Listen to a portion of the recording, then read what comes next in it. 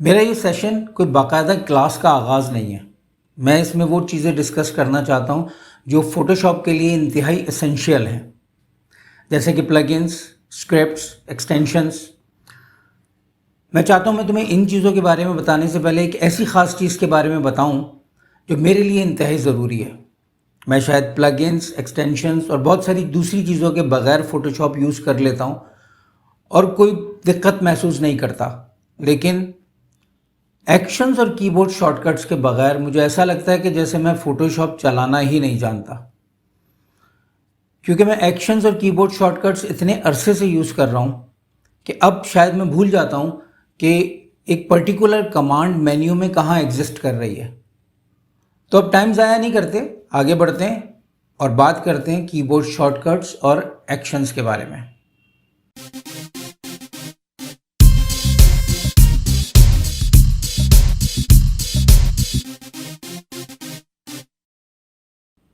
अच्छा, ये keyboard shortcuts और एक्शंस मेरे अपने बनाए हुए हैं।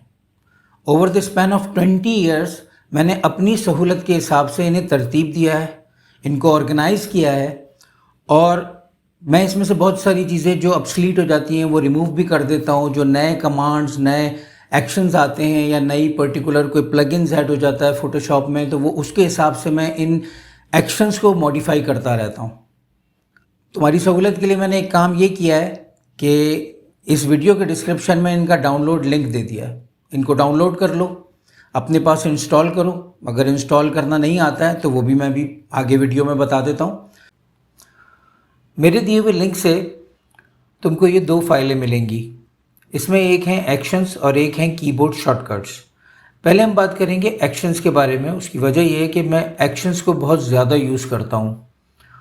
तो अब मैं फ़ोटोशॉप में तुम्हें ले चलता हूँ और वहाँ बताता हूँ कि एक्शंस को तुमने कैसे इंस्टॉल करना है। फ़ोटोशॉप में आके विंडोज़ के मेन्यू में जाना है और एक्शंस पे क्लिक कर दो। मैंने चूँकि एक्शंस का पैनल ऑलरेडी यहाँ डॉक किया था तो मेरे लिए ये यहाँ पर अपीयर होता है, तुम्हारे लिए कहीं पर भी आ सकता है। वहाँ से उसके बाद तुम्हारे पास ये चॉइस होगी कि वहाँ से उठाकर तुम उसे अपनी मर्ज़ी के पैनल में डॉक कर दो या मेरी तरह यहीं पर डॉक कर दो।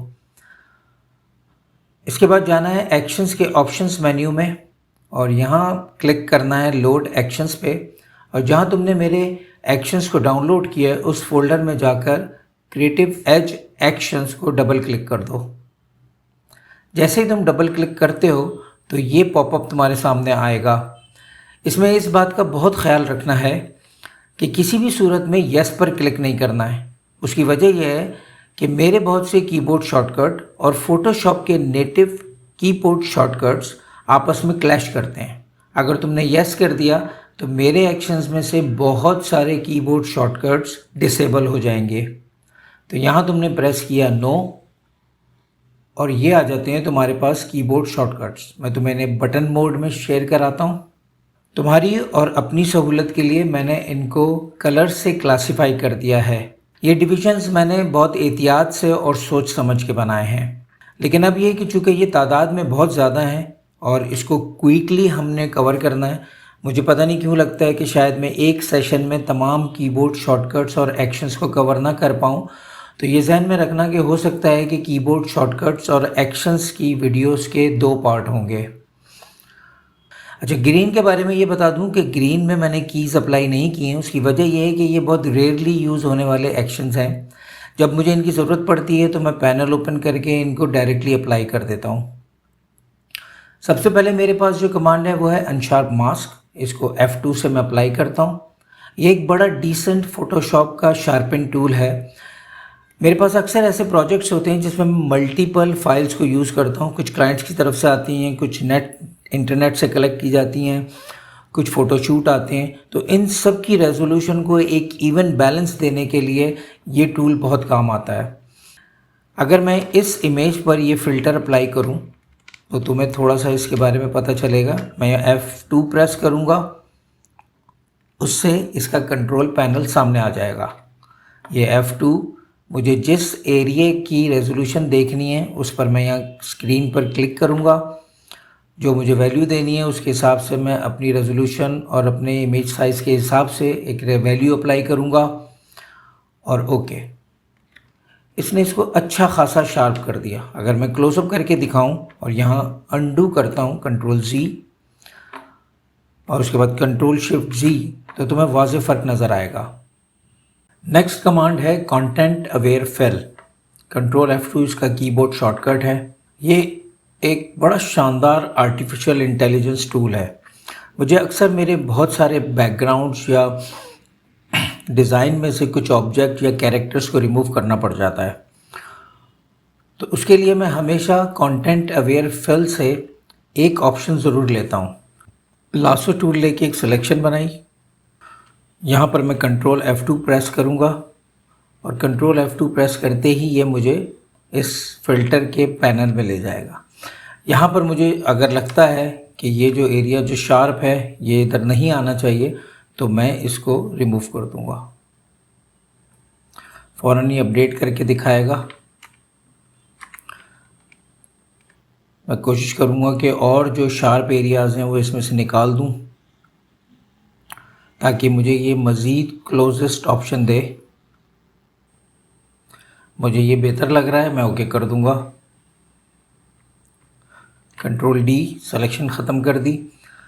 अब इसकी शानदार बात यह है कि ये मुझे जो भी इसने चेंजेस किए हैं वो एक न्यू लेयर पे अप्लाई करके दे रहा है, और उसके बाद फिर मैं इसे मैन्युअली एडिट कर सकता हूँ और मेंटेन कर सकता हूँ।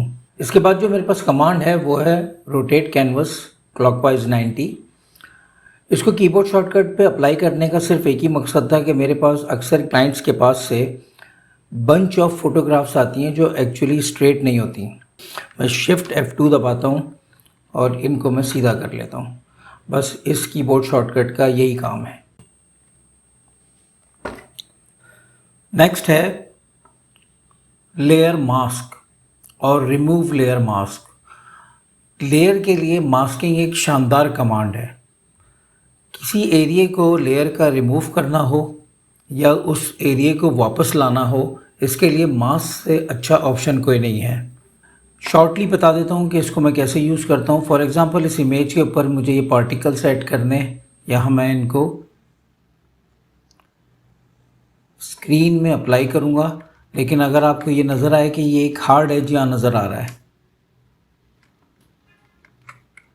ये हार्ड एज रिमूव करने के लिए मैं यहाँ पर अप्लाई करूँगा लेयर मास्क। F3 प्रेस करूँगा, लेयर मास्क आया, ब्रश सेलेक्ट किया, ओपेसिटी इसकी ले ली अराउंड 50-60, फ्लो भी मैंने तकरीबन 50 ले लिया, और उसके बाद कंट्रोल ऑल्टर और राइट माउस बटन से मैं अपने ब्रश का साइज सेट करूँगा, लेफ़्ट राइट करके टॉप बॉटम करके इसकी हार्डनेस सेट करूँगा। मुझे हार्डनेस 0 चाहिए, और उसके बाद यहाँ पर या जहाँ भी मुझे ऐसे अनवांटेड एरियाज़ हैं जो रिमूव करने हैं, जो मैं फ़ील करता हूँ कि मेरे इस इमेज में गैर ज़रूरी हैं, वो मैं रिमूव कर दूँगा। सबसे आला बात जो लेयर मास्क की है वो ये है कि मैं किसी भी स्टेज के ऊपर अगर यहाँ पर फोरग्राउंड कलर वाइट कर दूँ X दबाकर, तो मैं वो जो एरिया मैंने एक्सक्लूड किया है मैं उसे वापस भी ला सकता हूँ। X दबा के उसे दोबारा ख़त्म कर सकता हूँ, मतलब रिफ़ाइन कर सकता हूँ। इसी तरह जो दूसरी कमांड है वो है रिमूव लेयर मास्क। अब तक जो काम हमने इस लेयर मास्क पे किया है वो एज इट इज़ अप्लाई करते हुए इस लेयर मास्क को रिमूव कर देना है। तो शिफ्ट F3 अगर मैं प्रेस करता हूँ तो जो अब तक मैंने लेयर मास्क पे काम किया था वो ख़त्म हो गया, और जो इफ़ेक्ट मैंने लेयर मास्क पे अप्लाई किया था, जो एरियाज़ रिमूव किए थे, वो अब मेरी लेयर पर अप्लाई हो चुके हैं। नेक्स्ट कमांड है मेक स्मार्ट ऑब्जेक्ट। बड़ा सिंपल सा मैंने इसका कीबोर्ड शॉर्टकट रखा हुआ है क्विक एक्सेस के लिए कंट्रोल F3। इसी तरह इसके साथ रिलेटेड जो कमांड है वो है rasterise layer font control shift F3। ये एक्चुअली ये है मेक स्मार्ट ऑब्जेक्ट, और इसको अगर मैं आसान करूँ तो ये है मेक नॉर्मल लेयर, या फॉन्ट को रेस्टराइज करके किसी इमेज में कन्वर्ट करने के लिए कमांड है। ये इस वक्त मेरे पास इमेज मौजूद है। अगर ये स्मार्ट ऑब्जेक्ट नहीं है और मैं इसे किसी स्टेज पर छोटा या बड़ा करता हूँ तो ये अपनी रेजोल्यूशन को लूज़ करेगा। अलबत्ता अगर मैं इसको कंट्रोल F3 से स्मार्ट ऑब्जेक्ट बना देता हूँ तो उसके बाद ये अपने बिन को एक्सेस करेगा हर बार साइज़ रिडक्शन या इनलार्ज के ऊपर। इसी तरह अगर मैं कंट्रोल शिफ्ट F3 करूं तो ये दोबारा से नॉर्मल लेयर बन गया। अगर मेरे पास यहाँ कोई फॉन्ट है तो जब तक ये फॉन्ट है तो है, लेकिन अगर मैं इसके ऊपर कंट्रोल शिफ्ट F3 अप्लाई कर देता हूँ तो अब ये फॉन्ट भी एक इमेज बन चुका है। तो इन दोनों की कमांड है कंट्रोल F3 और कंट्रोल शिफ्ट F3। इसके बाद आगे बढ़ते हैं layer selection mask. Layer selection mask एक बड़ा शानदार टूल है और मैंने इसको अपने क्विक एक्सेस के लिए इसका कीबोर्ड शॉर्टकट सेट किया है F4। फॉर एग्ज़ाम्पल मैं ऑब्जेक्ट सिलेक्शन टूल में जाता हूँ, इस ऑब्जेक्ट को सेलेक्ट कर लेता हूँ, उसके बाद किसी हद तक कोशिश करता हूँ कि इस सिलेक्शन को रिफ़ाइन कर लूँ जितना हो सकता है, लेकिन इतना मेरे लिए काफ़ी है। और यहाँ मैं प्रेस करूँगा F4। F4 से जो मेरा अनवांटेड एरिया है वो एक्सक्लूड हो जाएगा, लेकिन मैं इसको क्लोज करके जैसे चाहूँ अपनी इस सिलेक्शन को रिफ़ाइन कर सकता हूँ। ये एजेस आपको नज़र आ रहे होंगे कि ये बहुत बाहर हैं, यहाँ से बेल्ट गायब हो गई है और बहुत सारी रिफ़ाइनमेंट इसको चाहिए, तो वो मेरे पास चॉइस होती है कि मैं कर सकता हूँ, क्योंकि अब मेरे पास ये इमेज एक लेयर मास्क में मौजूद है। इसके बाद बड़ी सिंपल सी कमांड है मेरे पास, वो है Gaussian blur F5। Gaussian blur सभी को पता है कि ये एक ब्लर की कमांड है, फ़ोटोशॉप का बड़ा मशहूर ब्लर है और ये अप्लाई करने के लिए बस मैंने इसमें एक कीबोर्ड शॉर्टकट दे दिया है, क्योंकि मैं इसको बहुत ज़्यादा एक्सेस करता हूँ और बार बार एक्सेस करता हूँ। इसके बाद है क्रिएट लेयर। ये एक बड़ा शानदार ऑप्शन दिया है फ़ोटोशॉप ने, क्रिएट लेयर कंट्रोल F5। इससे मेरी ज़िंदगी बड़ी आसान हो गई है। फॉर एग्ज़ाम्पल ये एक लेयर है मेरे पास, मैं इसके ऊपर कुछ लेयर स्टाइल्स अप्लाई कर देता हूँ। फॉर एग्ज़ाम्पल ड्रॉप शेडो, ये ड्रॉप शेडो आ गया, मैं इसमें बेवल भी अप्लाई कर देता हूँ और ओके कर देता हूँ। अगर मैं इस वक्त चेक करूँ तो मेरी रेजोल्यूशन है 250, इस डॉक्यूमेंट की रेजोल्यूशन है 250। लेकिन अगर मेरे पास कोई ऐसी फ़ाइल है जिसका रेजोल्यूशन 250 के बजाय 72 है और साइज़ में भी अगर मैं इंचेस के हिसाब से देखूं तो वो शायद है 4x4। अगर मैं ये क्रिएटिव एज की लेयर इस 4x4 की डॉक्यूमेंट पे पेस्ट करूं और इसको रीसाइज करूं तो आपने देखा कि जितने भी लेयर स्टाइल थे वो सब इंक्रीज़ हो गए इस जॉब की रेजोल्यूशन के हिसाब से। इसके लिए ये बहुत शानदार ऑप्शन है कि मैं इस लेयर के जितने भी इफ़ेक्ट्स अप्लाई हुए हैं उनको सेपरेट लेयर में कन्वर्ट कर लूँ, मतलब उनको एक क्रिएट लेयर कर लूँ। उसके लिए मेरे पास कमांड है कंट्रोल F5। तो यहाँ इसने एक्चुअली 3 लेयर्स जनरेट कर दी। एक लेयर है शेडोज़, एक लेयर है लाइट बेवल और एक लेयर है डार्क बेवल। अब मेरे पास ये फ्रीडम मौजूद है कि अगर मैं इन तीनों को किसी लो रेजोल्यूशन फाइल के ऊपर पेस्ट करता हूँ और उसके बाद अगर मैं इसको रीसाइज करता हूँ तो मेरे जो इफ़ेक्ट्स हैं उनमें कोई फ़र्क नहीं आएगा। इसको बहुत क्रिएटिवली मैं कैसे यूज़ करता हूँ कि आगे प्रोजेक्ट में समझ में आएगा, लेकिन इसका भी एक ब्रीफ और क्विक डिस्क्रिप्शन इससे अच्छा नहीं हो सकता। इसके बाद मेरे पास जो ऑप्शन है वो है फ्लिप हॉरिजॉन्टल। फ्लिप हॉरिजॉन्टल बाज़ दफ़ा ऐसा होता है कि हमने इमेज प्लेस कर दिया लेकिन उसकी प्लेसमेंट हम हॉरिजॉन्टली भी चेक करना चाहते हैं तो हम उसको फ्लिप कर लेते हैं। तो कंट्रोल F5 से मैं इसको फ्लिप करता हूँ। अगर मुझे वो प्लेसमेंट मुनासिब लगती है तो ठीक है, वरना शिफ्ट F5 से मैं दोबारा उसको उसकी ओरिजिनल पोजीशन पर ले आता हूँ। अगली कमांड है मेरे पास शिफ्ट टिल्ट ब्लर। इसका कीबोर्ड शॉर्टकट है शिफ्ट कंट्रोल F5। इसके नाम पर ना जाएं, बेसिकली ये एक कंप्लीट सेक्शन है। शानदार किस्म के 5 मोशन ब्लर्स और ब्लर इफेक्ट्स फ़ोटोशॉप ने एक जगह जमा किए हैं। अगर आपको उस एंटिटी में एंटर होना है तो बेसिकली ये कमांड उसके लिए है। मैं यहाँ अप्लाई करके दिखाता हूँ। अब जब मैं यहाँ आया हूँ तो मेरे पास 5 ब्लर के डिफरेंट ऑप्शंस मौजूद हैं और ये बड़े ही क्रिएटिव ब्लर हैं। इनको मैं बहुत डिटेल में डिस्क्राइब करूँगा। ये कमांड एक्चुअली मैंने इस फ़िल्टर सेट के अंदर आने के लिए बनाई है। इसके बाद बड़ी सिंपल कमांड है मोशन ब्लर। अगर किसी इमेज पर हमें मोशन ब्लर देना हो, किसी भी किस्म का मोशन अप्लाई करना हो, ये उसकी कमांड है। मैं इसके बारे में ज़्यादा डिटेल नहीं बताऊंगा। बॉक्स ब्लर मैं अक्सर यूज़ करता हूँ। मुझे लगता है कि जहाँ बैकग्राउंड में कुछ इमेजेस हैं उनमें कोई वेरिएशन आनी चाहिए, कोई बोके क्रिएट होना चाहिए, कहीं बोके इफेक्ट किया है तो ब्लर कोई डिफरेंट किस्म का आना चाहिए, तो मैं अमूमन ये बॉक्स ब्लर अप्लाई करता हूँ और इसकी वैल्यू मैं फिर उस जॉब के हिसाब से देता हूँ। नेक्स्ट दो कमांड्स जो हैं एक्सपेंड एंड कॉन्ट्रैक्ट, बेसिकली ये दोनों एक दूसरे से जुड़ी हैं और एक दूसरे की अपोजिट भी हैं, लेकिन दोनों सिलेक्शन से रिलेटेड हैं। अगर मैं यहाँ इस जॉब की सिलेक्शन ले लेता हूँ और उसके बाद कमांड अप्लाई करता हूँ shift control F10 expand selection, तो मेरे पास फॉर एग्जांपल मैं इसमें एक वैल्यू देता हूँ 5। अब तुमने देखा कि ये सिलेक्शन इंक्रीज़ हो गई है। अब मुझे अगर कोई इसमें बैकग्राउंड में कोई कलर प्लेट ऐड करनी हो, कोई नई लेयर ऐड करनी हो, तो मेरे पास एग्जैक्ट इंक्रीज एक्सपेंडेड सिलेक्शन मौजूद है। इसी तरह कॉन्ट्रैक्ट, अगर मैं इसको कंट्रोल शिफ्ट F11 करूं और यहाँ पर मैं फॉर एग्ज़ाम्पल अप्लाई करता हूँ वैल्यू ऑफ 7, तो तुम देख सकते हो कि ये थोड़ा थोड़ा अंदर आ गया है। बाज़ दफ़ा ऐसा होता है कि हम ऐसे कटआउट्स बनाते हैं जिनमें बाहर एक वाइट आउटलाइन रह जाती है। उसको रिमूव करने के लिए अमूमन कॉन्ट्रैक्ट की ज़रूरत पड़ती है और उसके बाद यहाँ आके अगर हम कंट्रोल J करें तो हमें एक एग्जैक्ट कॉपी मिल जाती है और वो जो वाइट या अनइवन सिलेक्शन है वो रिमूव हो जाती है। नेक्स्ट कमांड आ रही है फिल।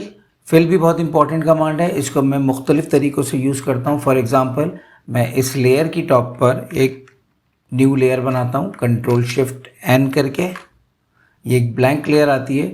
मैं इस लेयर की सिलेक्शन लेता हूँ, F11 प्रेस करूँगा और मेरे पास एग्जैक्टली मेरे गिवन कलर के अंदर मुझे एक वही सेम शेप मिल जाएगा। यहाँ इस वीडियो का इख्तिताम करता हूँ।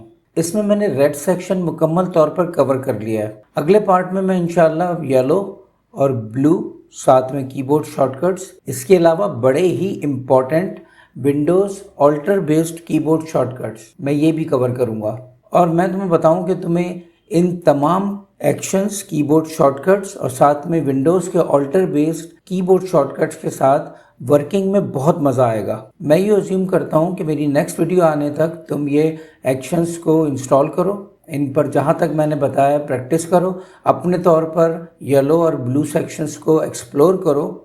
हो सकता है कि तुम्हारे लिए अभी ये कॉम्प्लिकेटेड हो सकता है तुम्हें ये उतना चार्मिंग ना लगे, लेकिन मेरा बिलीव रखो, आगे जब प्रोजेक्ट्स में मैं तुम्हें काम करता नज़र आऊँगा इन कीबोर्ड शॉर्टकट्स और एक्शंस की मदद से, तो तुम्हें अंदाज़ा होगा कि मेरे काम में कितनी फ्लुएंसी और स्मूथनेस रहती है।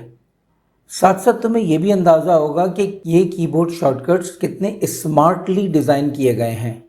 मेरे साथ जुड़े रहो, मिलते हैं अगले पार्ट में।